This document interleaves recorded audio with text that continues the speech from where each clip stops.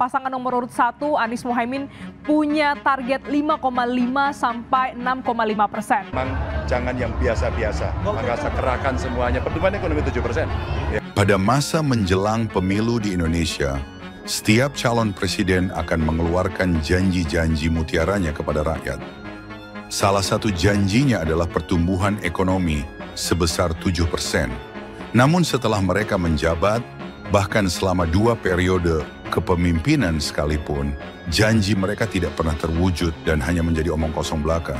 Sampai saat ini, siapapun calon presidennya akan menjanjikan pertumbuhan ekonomi 7% yang kemudian hanya menjadi angan-angan hingga akhir jabatan. Tapi tahukah Anda, Indonesia pernah dalam jangka waktu yang cukup panjang, selama 20 tahun lebih, pernah konsisten mengalami rata-rata pertumbuhan ekonomi setiap tahun mencapai 7-8%. Dan era ini terjadi pada era Orde Baru.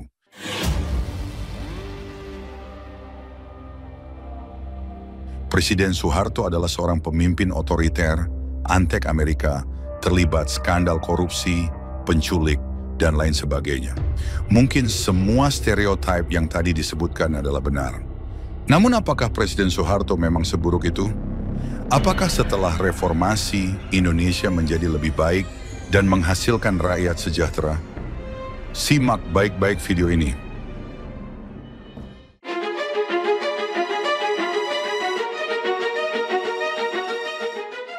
Setelah peristiwa gerakan 30 September 1965, Soeharto, yang saat itu menjabat sebagai Panglima Komando Strategis Angkatan Darat, Kostrad, mengambil alih kendali keamanan dan berhasil meredam gejolak yang terjadi. Sebagai tindak lanjut, pada 11 Maret 1966, Soekarno menandatangani surat perintah 11 Maret, Super Semar, yang memberikan kewenangan kepada Soeharto untuk memulihkan ketertiban dan stabilitas nasional. Namun Super Semar menjadi titik balik yang dimanfaatkan oleh Soeharto untuk melemahkan kekuasaan Soekarno. Dengan mandat tersebut, Soeharto segera membubarkan PKI dan organisasi yang berafiliasi dengannya pada Maret 1966.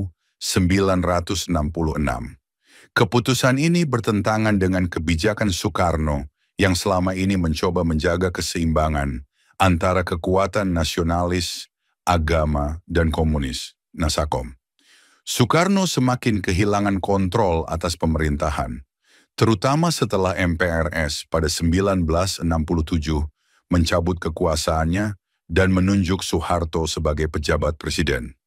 Pada akhir era Presiden Soekarno, Orde Lama, Indonesia mengalami krisis ekonomi terparah dalam sejarahnya dengan inflasi mencapai 650% pada tahun 1966. Kondisi ini terjadi akibat kebijakan ekonomi yang tidak terkendali, defisit anggaran besar-besaran, dan ketergantungan pada utang luar negeri. Salah satu penyebab utama hiperinflasi adalah kebijakan moneter yang ekspansif, di mana pemerintah terus mencetak uang baru tanpa diimbangi produksi barang. Soekarno menerapkan sistem berjuang dengan uang, di mana Bank Indonesia dipaksa membiayai proyek-proyek politik dan pembangunan mercusuar seperti Monas, Gelora Bung Karno, dan Konferensi Asia Afrika, meskipun penerimaan negara tidak mencukupi. Akibatnya, jumlah uang beredar melonjak dari 34 miliar rupiah pada tahun 1960 menjadi 1,9 triliun rupiah pada tahun 1965, memicu inflasi tak terkendali. Ketika Soeharto resmi menjabat sebagai presiden pada 1967, Indonesia berada di ambang kehancuran ekonomi. Langkah pertama yang diambil Soeharto adalah membentuk tim ekonomi berbasis teknokrat, dikenal sebagai Mafia Berkeley, dipimpin Widjojo Nitisastro, Ali Wardana, dan Emil Salim. Tim ini merancang program stabilisasi ekonomi dengan 3 kebijakan utama: pengendalian inflasi, pembenahan anggaran negara, dan pemulihan kepercayaan investor asing. Langkah pertama Soeharto adalah menghentikan kebijakan pencetakan uang baru yang selama ini dipakai untuk menutup defisit anggaran. Sebagai gantinya, pemerintah menerapkan anggaran berimbang, balance budget, dengan memotong belanja negara yang tidak produktif, termasuk proyek-proyek mercusuar era Soekarno. Di sektor real, pemerintah memprioritaskan peningkatan produksi pertanian melalui revolusi hijau dengan memperkenalkan bibit unggul, pupuk bersubsidi, dan perluasan irigasi. Hasilnya dalam waktu singkat, inflasi berhasil ditekan menjadi 112% pada 1967 dan terus turun hingga di bawah 10% pada awal 1970.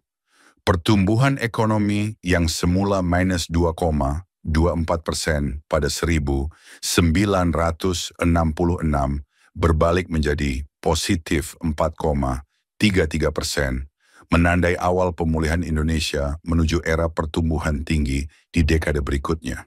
Dengan kombinasi disiplin fiskal, reformasi moneter, dan kerjasama internasional, Soeharto berhasil membawa Indonesia keluar dari krisis hiperinflasi dan meletakkan fondasi bagi pembangunan ekonomi Orde Baru. Masa antara 1969 hingga 1981 menjadi periode keemasan pertumbuhan ekonomi Indonesia di bawah pemerintahan Soeharto dengan rata-rata pertumbuhan 7,5% per tahun. Keberhasilan ini didorong oleh kebijakan pembangunan terencana, booming minyak, industrialisasi, dan peningkatan produktivitas pertanian yang berdampak besar pada pembangunan infrastruktur dan kesejahteraan masyarakat. Pemerintah waktu itu dengan dipimpin oleh Soeharto menerapkan rencana pembangunan 5 tahun, Repelita, sebagai kerangka utama pembangunan ekonomi.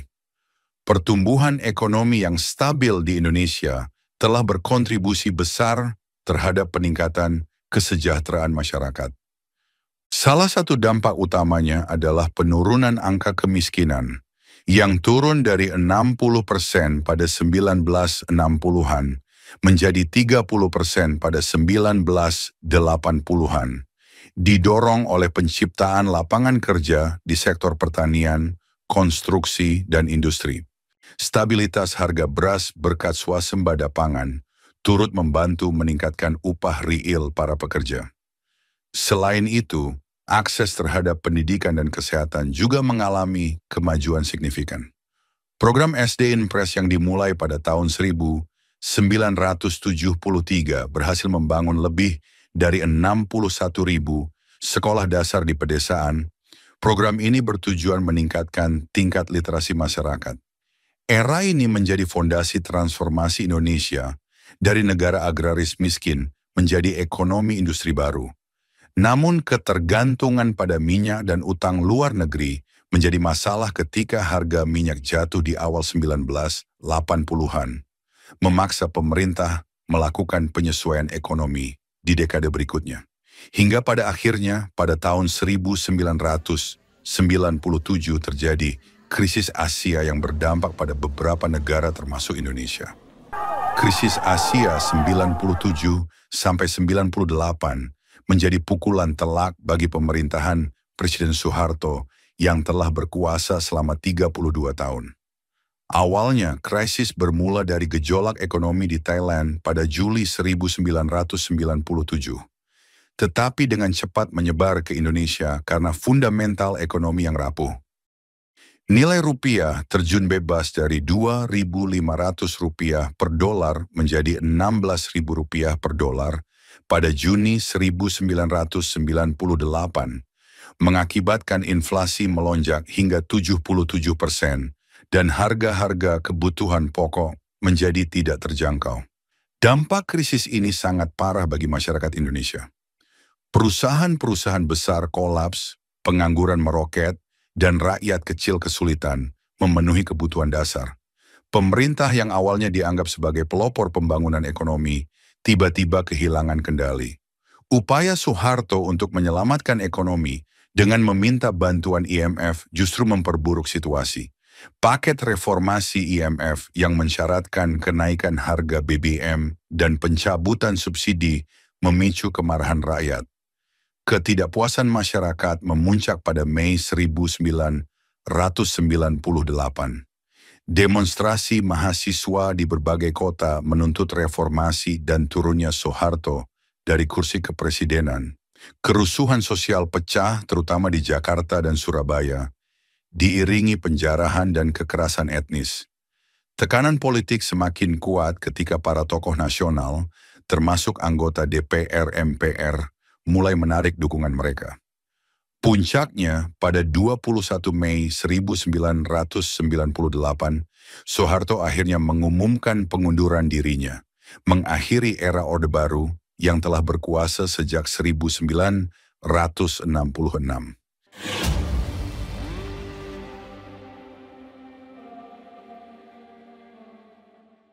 Di masa pemerintahan Presiden Soeharto, Indonesia membuat perjanjian kontroversial dengan perusahaan tambang Amerika Serikat, Freeport-McMoRan, untuk mengelola tambang emas dan tembaga di Papua. Kerjasama ini dimulai tahun 1967 melalui kontrak karya pertama yang memberikan hak kepada Freeport untuk menambang di Gunung Ertsberg selama 30 tahun.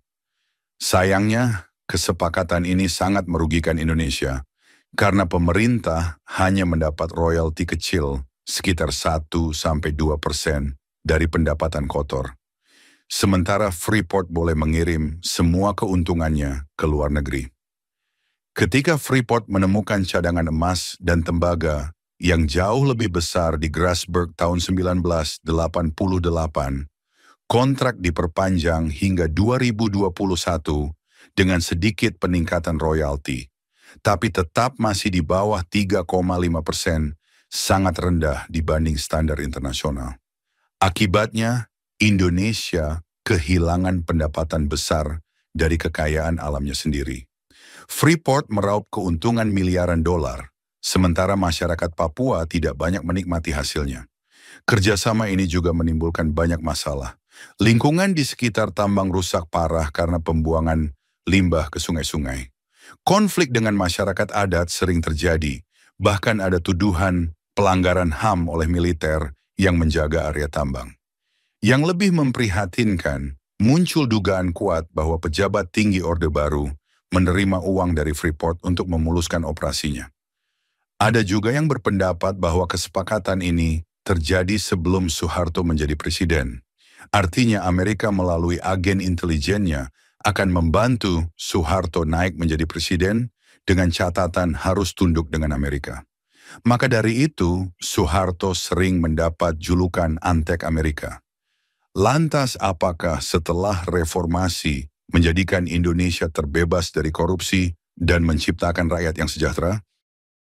Penurunan pertumbuhan ekonomi Indonesia pasca reformasi dibandingkan dengan era Orde Baru disebabkan oleh berbagai faktor yang saling berkaitan.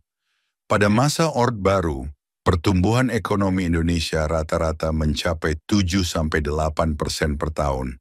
Sementara setelah reformasi, angka tersebut tidak pernah bisa dicapai lagi dan hanya berkisar antara 4-5% per tahun. Namun kenapa kita selalu membanggakan reformasi? Padahal secara statistik ekonomi, Indonesia mengalami kemunduran setelah masa Orba. Pasca reformasi, Indonesia mengalami perubahan besar dalam tata kelola pemerintahan dan hukum, termasuk dalam upaya pemberantasan korupsi. Salah satu pencapaian terbesar adalah pembentukan Komisi Pemberantasan Korupsi, KPK, pada tahun 2003. KPK memiliki kewenangan luas dalam menyelidiki, menuntut, dan menangkap pelaku korupsi, terutama di kalangan pejabat tinggi negara. Sejak berdirinya, KPK berhasil mengungkap berbagai kasus korupsi besar, seperti skandal korupsi di sektor pajak, kasus suap pejabat tinggi, serta penyelewengan dana proyek infrastruktur.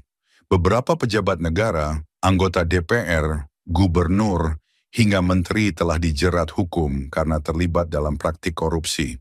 Namun, meskipun upaya pemberantasan korupsi lebih masif dibandingkan era Orde Baru, tingkat korupsi di Indonesia justru lebih buruk. Tapi jujur Prof, lebih parah atau enggak pasca 98? Menurut saya lebih parah. Lebih parah? Iya, daripada 98. Kenapa, Prof? Gitu ya, kalau korupsinya ya. Indeks persepsi korupsi kita tuh 20, masih rendah sekali. Tapi setelah reformasi naik terus sampai akhirnya di tahun 2021 itu mencapai 38. Saudara sekarang noleh kemana aja ada korupsi kok. Noleh nih ke hutan, ada korupsi di hutan. Noleh ke udara, ada pesawat udara, korupsi di Garuda. Ada asuransi, wah ada asuransi. Koperasi, korupsi. Semua ada korupsinya. Nah ini sebenarnya mengapa kita dulu melakukan reformasi. Korupsi tidak lagi terkonsentrasi di lingkaran elit politik seperti pada masa Orde Baru, tetapi justru menyebar lebih luas ke berbagai tingkat pemerintahan, terutama setelah diterapkannya sistem desentralisasi dan otonomi daerah. Banyak kepala daerah, anggota DPRD, serta pejabat kementerian yang terjerat kasus korupsi. Dan tidak hanya itu, korupsi saat ini sudah sampai ke level perangkat desa. Bayangkan saja anggaran APBN ribuan triliun, sebagian besar uangnya adalah untuk dibagi-bagi hingga pada level perangkat desa. Diperparah lagi, sektor penegakan hukum juga masih terpengaruh oleh korupsi, di mana kasus suap di kepolisian dan lembaga peradilan sangat sering terjadi. Jika hal ini terus berlanjut, artinya praktek korupsi hingga level bawah terus dibiarkan, maka pertumbuhan ekonomi 7% hanyalah tong kosong nyaring bunyinya. Jadi itu tadi sedikit gambaran wajah Indonesia pada masa Orde Baru dan era reformasi. Gus Dur pernah mengatakan, Soeharto itu jasanya besar, namun dosanya juga besar. Mungkin kalimat Gus Dur memang sangat tepat menggambarkan sepak terjang Soeharto selama menjabat sebagai presiden selama 32 tahun, di mana kebijakan ekonomi yang ia terapkan seringkali efektif untuk keluar dari krisis ekonomi, namun di sisi lain dosa terkait kesepakatan dengan PT Freeport adalah yang terburuk, di mana kekayaan alam Indonesia yang seharusnya dapat mensejahterakan rakyat justru diambil oleh pihak asing dan membuat rakyat Indonesia sampai sekarang tidak bisa keluar dari kemiskinan. Pada video ini kami tidak bermaksud untuk membandingkan mana yang lebih baik, apakah era Orde Baru atau reformasi. Ibarat diminta pilih minum bensin atau air kencing, maka keduanya bukan pilihan. Lantas bagaimana pandangan Anda terkait reformasi jika dibandingkan zaman Orba? Tuliskan pendapatmu di kolom komentar. Jika Anda suka dengan video ini, silakan klik like dan subscribe channel ini. Sekian dari saya, terima kasih, sampai jumpa.